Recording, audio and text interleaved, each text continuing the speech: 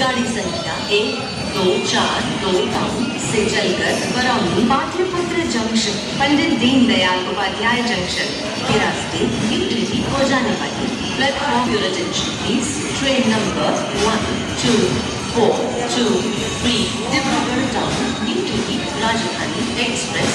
from Dibrugarh town to New Delhi via लाइट्रॉन platform number 5 कृपया ध्यान दीजिए गाड़ी संख्या